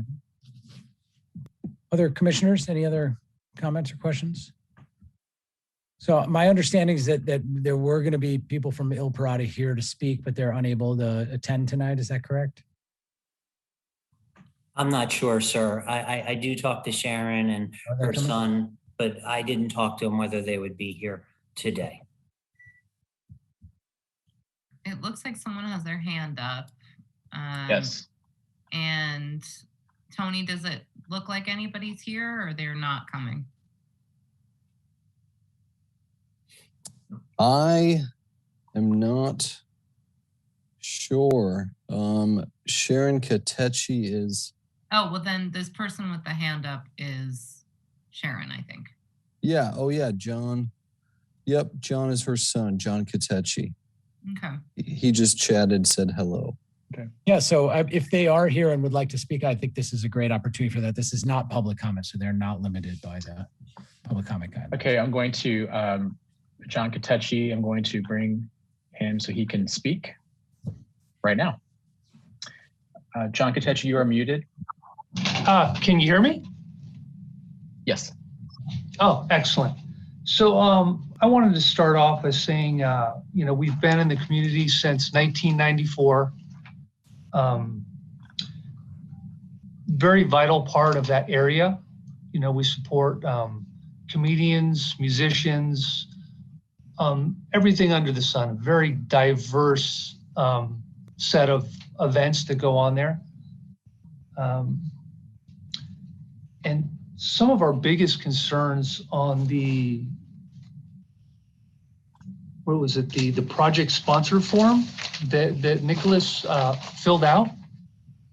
Basically, the whole form was riddled with inaccuracies. It was incomplete, not accurate, just not true. So I just wanted to get clarity. And I think we wrote in the letter to give you guys clarity on the specifics Yes, of all. Antonio has given it to the board. Yeah. Has it been given? Can you? Have you guys read through the documents at all? We can't hear. The document was submitted and included in the folder for all the commissioners. Yeah, because we're very concerned. There's an outdoor deck just looking right over our existing outdoor patio, which could be very intrusive. Literally, they'll just be sitting right on top of people dining, eating, sitting there, and we want to just really make sure that all these things are really thought out. And it seems like at this point they really haven't been. We've wanted them to build some story poles and kind of the footprint of how this is going to impact our back patio space, and just overall communication to really make sure that this is going to be a good build for the community. And so the old product can continue on being a vital part with all the events that we hold there. Yeah, and I just want to be clear here. So our purview is specifically around the entertainment side of things. So we want to make sure that the project doesn't intrude on the ability for you to have live entertainment. And especially, we don't want neighbors to move in who then immediately start complaining and want to shut down entertainment that's going on. We are not. We do not concern ourselves generally with areas that are not permitted for entertainment. And correct me if I'm wrong, but my understanding is that the patio behind, or the patio that's a part of Il Prado, it's not a place that's permitted for entertainment. Is that correct, Director Weiland? Or, sorry. Yeah, I think this is, I'd have to pull up the actual permit. It was issued, I'd have to pull up the permit to see what year it was issued, but I think it was issued prior to police code having the ability to Got it. So maybe one of those in the middle. Yeah, so if you all use your back patio for entertainment as well and amplified sound, you're going to want to actually make sure you come and talk to me about amending your existing place of entertainment permit to include that area as a part of your premises. Yeah, oh, absolutely. It's just like an extension of the whole experience. There's very few venues in the whole neighborhood and in the Mission area, Potrero Hill, that actually have an outdoor space. So having somebody looming over us is gonna negatively impact the entire experience there. It's such a very unique venue. And to have something like that be jeopardized would be a horrible thing. And yeah, we just really want clarity in their construction practices, and we would definitely like to set up a sound study. Maybe Antonio can guide us in how we can accomplish that, and just really make sure that that's a requirement of the project sponsor, so you would not have to take that on. And that's something that Antonio has made sure to communicate with the project sponsor on, that they've still got to do that. It's a requirement for all of these projects. Okay. Oh, Commissioner Falzon just joined us. Hello. Oh, yes. Yeah, I think my mother would like to talk. I'm Sharon Katechi, owner And I believe, is it Lieutenant Falzone? Yes, I believe he permitted the patios. We have two Hello. patios. Yes. Nice to hear your voice. Yes, yes. That's actually great to hear that your patio is permitted for alcohol. But that would exactly, the director's correct. It would have been for the ABC component. Yes, yes. But that's actually really good to hear because that means you're likely eligible for an amendment, which is good. So we should talk offline about that because at this point, the sound study would not encompass that area. It would just include your indoor space and the operating levels that you use for your sound system then. So that's worth checking out. Great, President. Well, with regard to the patios, and you were saying we haven't seen where they're having 3 decks. We don't know where they're going to be positioned in relationship to us. We haven't seen we were promised a mock-up of these things. Yeah. The project sponsor is on the line. Still, President Blyman, if you'd like him to address that. Yeah, if you could, and I think I don't want to get kind of out of our purview here, right? I think what's important to me is to hear like from the project sponsor Nick, I believe, if yes, Nick. Have they conducted a sound study? He said he'd used Salter in the past, and I think he'd be open to it. I want to make sure that there's a plan for that. I do want to make sure that the two of you are communicating specifically around the entertainment side of things. We do not speak to necessarily to other issues, and it gets there's gray areas in there, but there are other issues that other commissions take on, like planning and others, right? We are specifically around the ability for you to conduct entertainment, and we want to make sure that you can do that. So first, I guess, Nick, can you talk a bit about if they've requested items, or if, can you get them what they needed, and a little bit about your interactions with them so far on responding to their requests? Of course. We have sent numerous packages. I have talked to John, and it's all dated in your packages. And there's 4 or 5 emails with the dates. I'd like to be able to communicate better with John and Sharon. And, I know that we're talking about sound right now. So we're going to do everything that we can. We are, once we get through this, we're going to commission a sound study.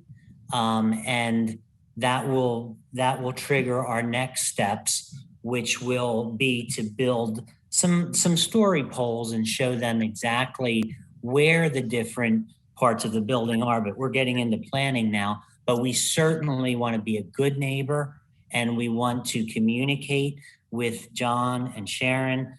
And I think we have been. If you look at our information that you sent us, it gives you the front elevation, the back elevation, the floor plan. So, but we will do everything we can to be a good neighbor, and that's our full intention. Okay, other commissioners, do you have questions for the project sponsor or for the neighbors? Project sponsor, please. I'm sorry. Yes. I'm sorry. I'm talking to the commissioners here. Does anybody have? I'm sorry.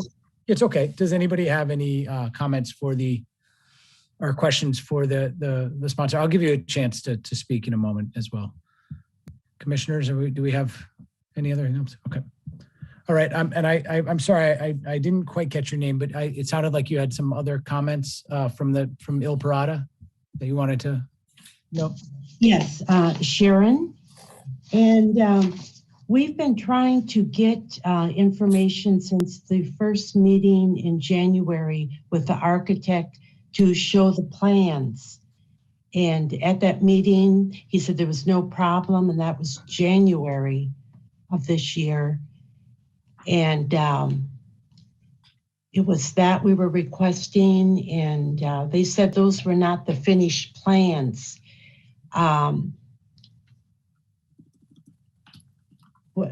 We were also waiting for, there were a couple other items.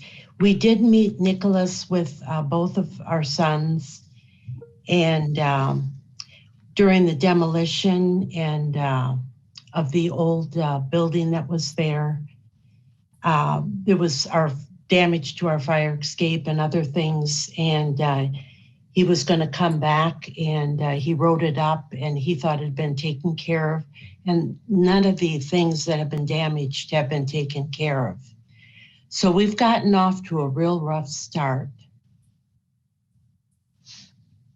Can you talk to me? Yeah, and like the main goal is to just maintain the viability of a place of entertainment, and Yes. it's gonna be a huge challenge having 3 units right next. I mean, it's within 1.5 inches, and all of you on the call here know the challenges that this is gonna put in front of us, and we're kind of leaning on a lot of your knowledge, and just you guys deal with this on a daily basis, and just to get some guidance and support through this whole process would be great. But a sound study, Antonio obviously is going to guide us through that. But yeah, any help would be a huge blessing.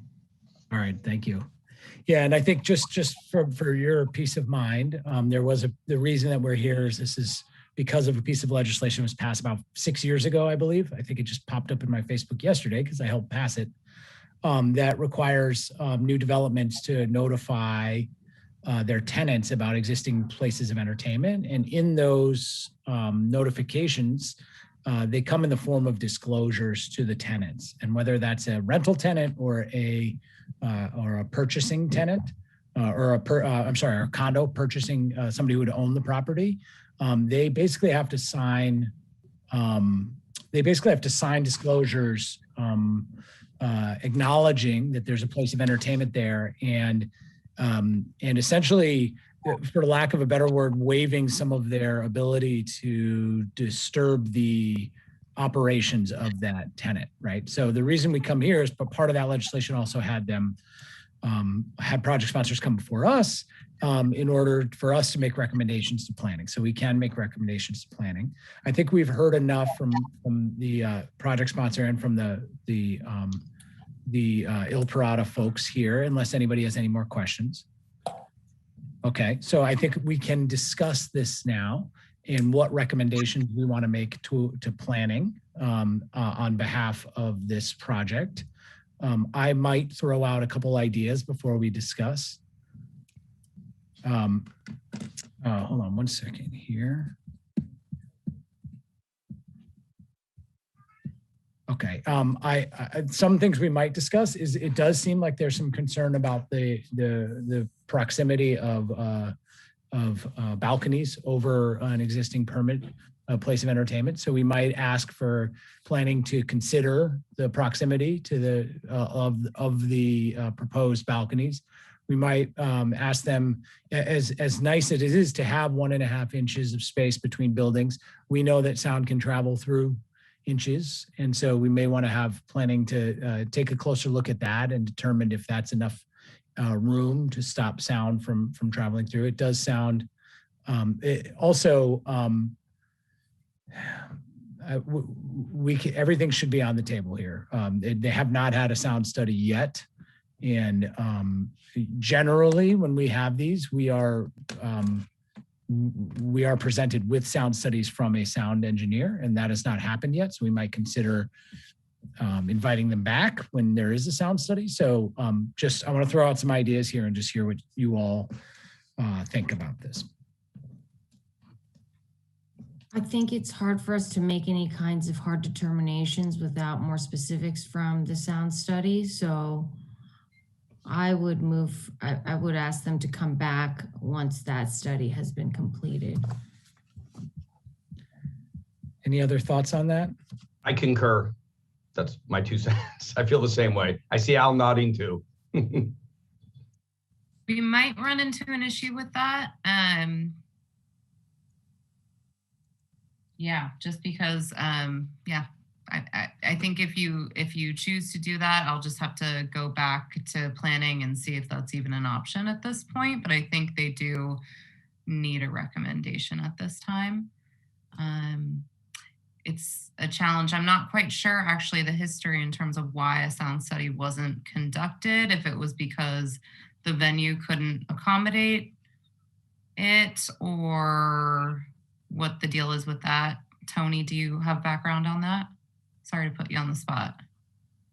No, I believe the sound study, or they were holding off on the sound study just because the venue nearest Il Prada, being the place of entertainment permit, is not in operation right now.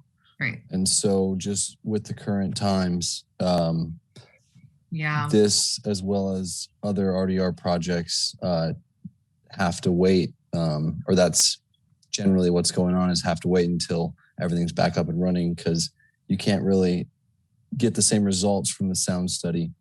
In comparison to the last RDR project that came in, they did a sound study, but they did it before COVID hit early in February 2020. So they were able to test the nearby POE. But at this point, not sure we can wait that long. Might have to give the recommendations without the study.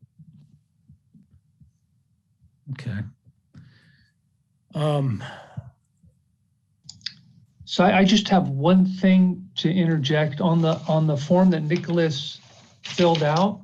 He checked the box that the sound study is not anticipated, which is not accurate. So we want to make sure. Well, that may not be the case. That may not be the case.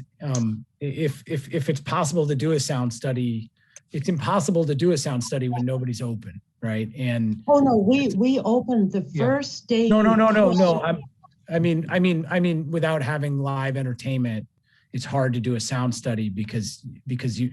So for the last year, over a year, we haven't been able to do accurate studies, and you don't want them to take a reading when there's no noise, because then anything above. Anyway, it's a complicated thing with sound. Mm-hmm. But so I think that what may be happening here is this may just be a COVID related, the measuring the balancing between, all of the sometimes not essential items that can happen from some of these projects and the need to get more housing and things built in San Francisco. So again, we're just the Entertainment Commission here, so we have a very purview on it, right? Well, so I don't know. We've been trying to get things done since this was demolished in March of 2018, way before the pandemic. I understand, but if they hadn't conducted a sound study and then the pandemic struck, it's impossible to conduct a sound study then, no matter whether they could have before or not. So Director Weiland, can you give us some guidance here? Like, we need to make a recommendation.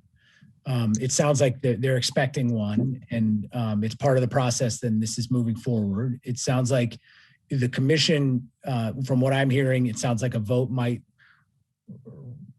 ask if we might be able to come hear the results of a sound study before we make a recommendation. Can we punt it? What are our options here? So that's a question I cannot answer, unfortunately. So you can do that if you want, and then we can try to get an answer and bring this back as early as May 4th. If that's not a feasible choice for us to punt it. If you want to take a vote on it tonight, you could offer up, just so you know, our standard recommendations for RDR projects do require a sound study regardless.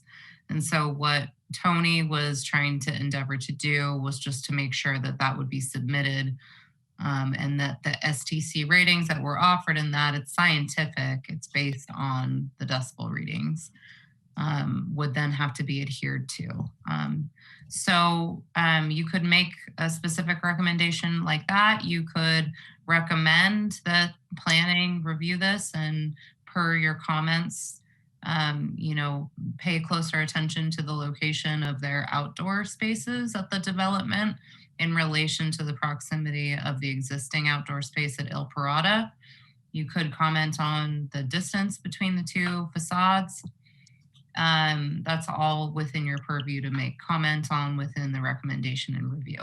The worst case scenarios is we punt this to the next hearing. We have to do that then.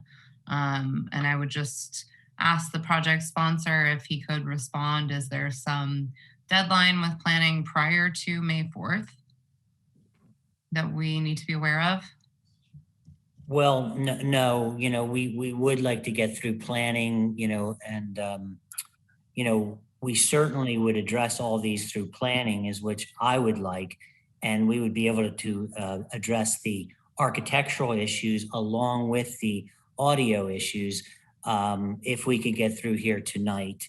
And then we're working with planning now, and they're waiting for your blessing to continue what we are just about 100% complete on the planning side.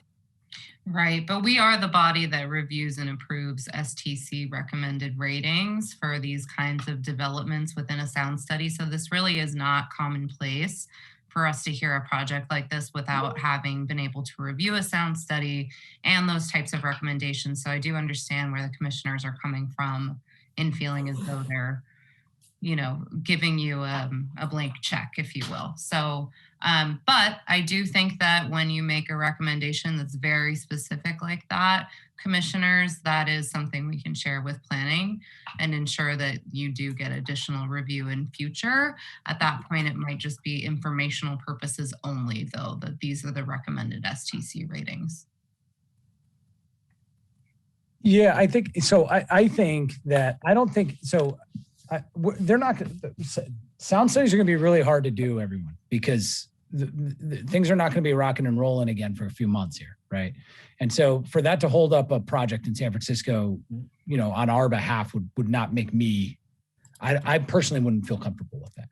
So what I would like to propose, and we can discuss here, is to put forward a recommendation to planning, but kick it to them and say we would like, in the terms of this process, we would like to see a sound study. We want you to see a sound study with STC ratings that are sufficient, right? We want to flag a couple things that came up for us. One of which is the proximity, the distance between the walls, and the other is the proximity of the balconies, and kick it forward with our standard recommendations. And additionally, those two things, because I don't personally want to be a deadlock in San Francisco for people who have invested a lot of time and energy. And I don't think it's fair for either side here. Also, planning is fully capable of taking on those roles for us. And it's kind of similar to what we would recommend to them either way. What do you guys think about that? That sounds reasonable to me. I agree. Okay, so let's do this. Let's start with public comment. Thank you very much for both sides here. We appreciate your time and we appreciate your giving your concerns here. We are going to get to the deliberative part of this here now. So first of all, I'd like to just open this up to public comment. See if there's any public comment on this item. All right, President Blyman. So there are no hands raised and there are no comments in the chat at this point. Okay, so I would like to, we'll close public comment first of all. Second of all, I'd like to propose a motion to recommend approval with our standard conditions. Is that what we're calling them, conditions? As well as flagging three things for planning to review. One is the lack of a sound study due to coronavirus or COVID that we would feel comfortable seeing. Two is the proximity of the proposed balconies, or from what we've heard of, the proposed balconies to the patio of Il Parada, which is a potential space for entertainment. And three is the close proximity between the two buildings. And so we want to have them take a look at that and review the materials and the distance, that are used where those two buildings are close to each other. Did I miss anything, anybody? Should we add STC ratings on the windows? As a part of the review. That of comes the that study. comes with the sound study. Yeah. I think that's standard with sound study. Okay, so that's my motion. I second the motion. Okay, and public comment is closed, so we can have a vote. Commissioner Blyman, Aye. Commissioner Wang, Aye. Commissioner Camino, Aye. Commissioner Perez, Aye. Commissioner Falzon. Aye. All right, so that has been recommended. Thank you very much for your time for coming in. And it sounds like before you leave, it sounds like there's a little bit of a communication breakdown between the project sponsor and the Il Parada owners. And I would really encourage both of you to find a way to bridge that gap and make sure that communication's opened up.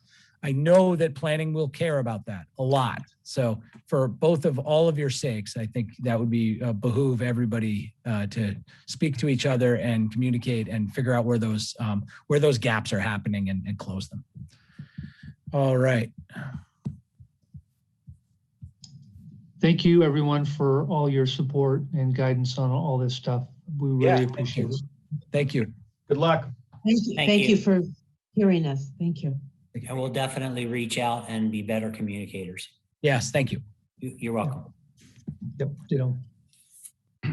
All right, the final agenda item tonight is number 10, which is commissioner comments and questions and new business requests for future agenda items. Who wants to start?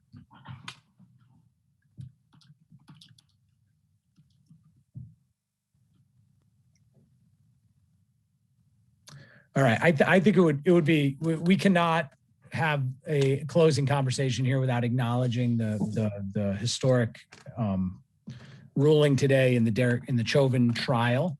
It seems to me, at least, that for the first time ever in my lifetime, justice has been served in one of these specific situations where it just seems the evidence is overwhelming and there is violence committed to a person of color by a member of the law enforcement community.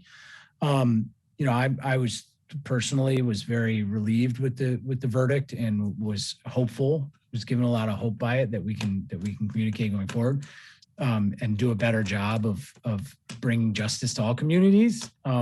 I also want to acknowledge how important entertainment is in bringing people together and in creating spaces for people to express themselves and to express their pain and express the feelings of injustice that they feel. And I do think that we do play a small but mighty part in the overall campaign for equal justice for people of color in America. And I'm proud to be a part of that and pledge to do whatever I can to make it happen. So I just want to acknowledge that. And I want anybody else to chime in who has thoughts or. Can I second that and can we vote on it? I like that, Ben. That was very nice, very professional. Thank you. All right. I'm not hearing any more comments or questions. I will open this up to public comment.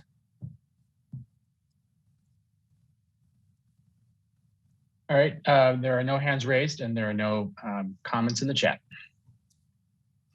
All right, with that, I will adjourn this meeting at 7:40 p.m. Thank you very much, everyone. It was an honor and a pleasure serving with you tonight. Stay safe, everybody. Thanks, everyone. Thank you.